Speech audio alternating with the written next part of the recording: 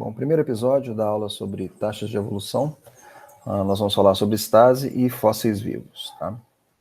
Bom, a gente vai começar essa história com o selacanto, né, esse peixe, essa linhagem de peixes, né, muito famosa, principalmente porque era considerada uma linhagem extinta, tá certo? A gente tem, por exemplo, aqui a gente tem um fóssil do Jurássico, que é um selacanto, que só era conhecido do registro fóssil, não existiam selacantos viventes, né? Até que duas descobertas fantásticas, né? A primeira delas em 1938, pela primeira vez na história, mostrou que o selacanto, na verdade, estava vivo, né? Que os selacantos estavam vivos, essa linhagem não estava extinta, né? Uma descoberta inicial lá na África do Sul, vou falar mais um pouquinho sobre ela, e recentemente, no final dos anos 90, em 1997, uma nova espécie de selacanto foi descoberta aqui no Sudeste Asiático, tá certo? Então, para você ver como que a gente conhece pouco da nossa diversidade biológica, né? Um peixe grande, azul, né? O primeiro principalmente, claro, não é um animal fácil de se capturar, mas ele vive aqui. Hoje a gente sabe que ele está aqui na costa de Madagascar, Moçambique, aqui na África do Sul, e essa, né, que é uma espécie, né, de 1938, e a segunda espécie aqui na Indonésia, tá certo? São considerados, inclusive, como vulneráveis, né, estão ameaçados de extinção, essas espécies. Mas a história deles é fascinante, porque, então, eles eram conhecidos como fósseis, né, registro fóssil. E em 1938, essa cientista que era curadora lá no museu pequeno, né, na África do Sul, de East London, ela não tinha uma formação, ela não era formada, né, a Marjorie Courtney Latimer, né, ela não era formada em biologia nem nada disso, mas ela tinha uma paixão muito grande por história natural, desde pequena ela se interessou, estudava, anotava, e ela acabou conseguindo esse emprego lá nesse museu. E ela sempre se interessou pelos peixes e sempre preparava, montava e fazia exposições de peixes, né? E tinha contato com o James Smith, que é um ictiólogo conhecido de uma universidade em outra cidade, que sempre deu apoio para ela nessas exposições e nessas preparações e tal. Então ela sempre recorreu a ele para identificar os bichos e tal. E foi aprendendo ao longo do tempo, óbvio, né? E de repente, em 1938, ela estava lá no museu, recebeu uma ligação do pessoal que tinha chegado de barco, e eles falaram que tinham bichos para ela pegar lá. Isso era véspera de Natal, ela quase não foi. Ela falou assim, não, eu tenho que dar um Feliz Natal para o pessoal do barco, que sempre trouxe peças, então eu vou dar um chego lá para desejar Feliz Natal. E quando ela chegou lá, ela pegou os peixes que estavam lá, né, que tinham sido pegos para ela, e ela percebeu um peixe completamente diferente, um peixe azul, né, segundo a descrição dela, muito azul, muito bonito, o peixe, segundo ela, mais bonito que ela já tinha visto, e algo que ela nunca tinha visto nada parecido antes. Então ela viu que era um peixe, né, um peixe grande, né, mais de 1 metro, interessante. Rapidamente ela pegou esse exemplar, ficou muito aflita sobre o que fazer com ele para conseguir conservar, né, preservar. Acabou levando para um taxidermista fazer uma taxidermia, mas muito relutante, porque ela queria conservar o máximo possível para poder mostrar para o Smith o que ela tinha, né? Ela acabou fazendo um desenho, que é esse desenho aqui, mostrando as características do peixe, mandou para ele. Logo depois, no ano seguinte, logo depois, no começo do ano seguinte, ele recebeu, né, a coisa dela, foi lá, e na hora que ele chegou lá, ele viu que era um selacanto, né, sabia, e isso virou uma notícia mundial, né? Então aquele peixe que só era conhecido como fóssil, na verdade, existiam representantes viventes, né? Então o Smith descreveu, né, um novo gênero, uma nova espécie, homenageou o gênero em homenagem a Marjorie, né, deu o sobrenome dela de Latiméria, e Chalumina, que é o rio onde ele foi encontrado, tá certo?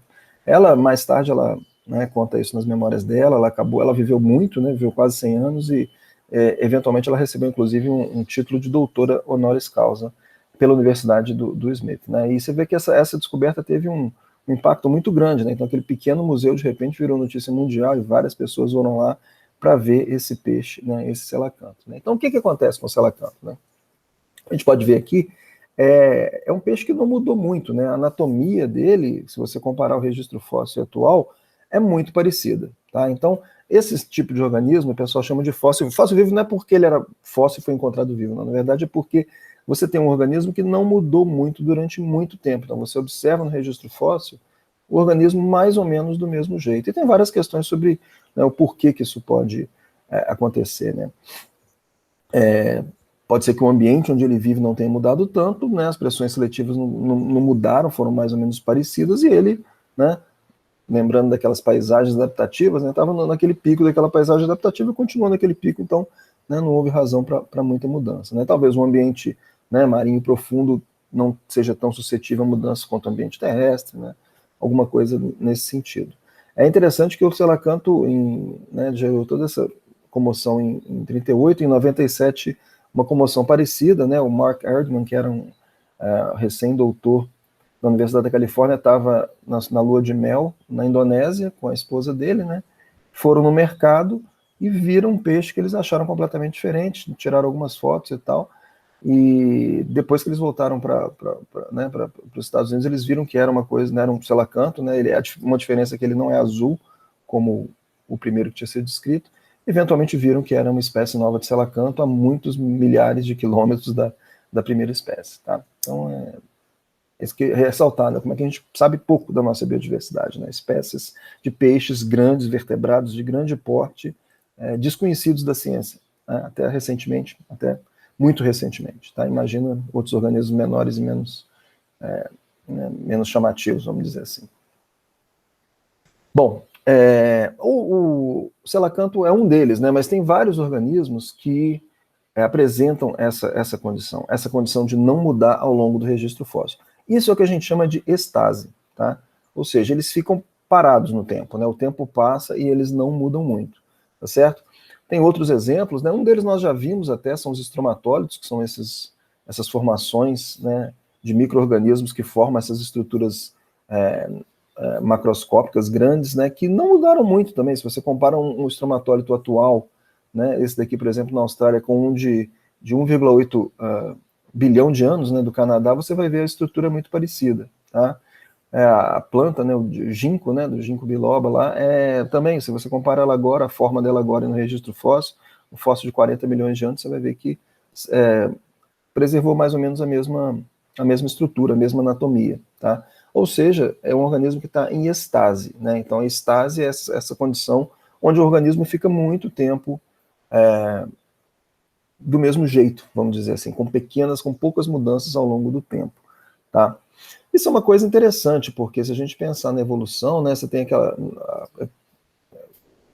ponto clássico da evolução darwiniana, são pequenas mudanças ao longo do tempo. Mas algumas espécies, aparentemente, não parecem estar mudando, parecem estar do mesmo jeito. Se vocês lembrarem daquela ilustração da origem das espécies, a única ilustração, né, do princípio da divergência, você vê que tem uma linhagem lá que ela continuou, se não me engano, a F, né, ela continuou, ela não divergiu e ela continuou igual ao longo do tempo, né? Então, ou seja, até mesmo Darwin enxergava essa possibilidade de você ter uma estase, né, de você ter uma falta de mudanças numa linhagem ao longo do tempo, né? Um outro exemplo, o caranguejo ferradura, que não é um caranguejo, na verdade é um quelicerado, né, parente das aranhas e escorpiões, límulos, também conhecido como límulos. Ele tem uma espécie vivente, né, que é muito parecida com um fóssil do Triássico, por exemplo. Então aqui a gente vê o fóssil do Triássico, basicamente a mesma coisa. Então, um organismo que também não mudou muito ao longo do tempo no registro fóssil, tá?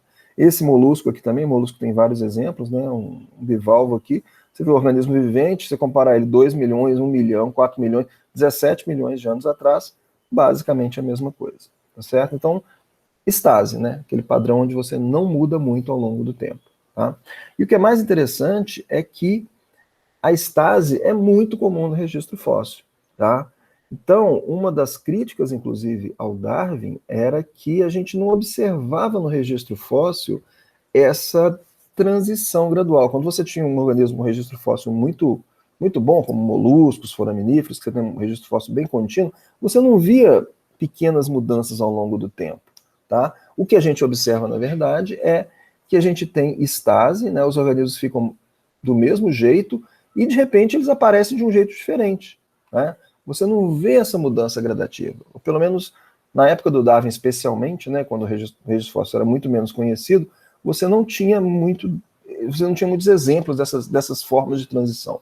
Você tinha uma forma que ficava bem constante, apresentava estase ao longo do tempo, e de repente surgia outra forma, num extrato mais recente, e que ficava também durante muito tempo do mesmo jeito, tá? Então, mais ou menos esse padrão que tem aqui, ó. Você tem umas conchas que são desse jeito, tá? Você encontra elas, estão mais ou menos assim, de repente elas estão de outro jeito, tá?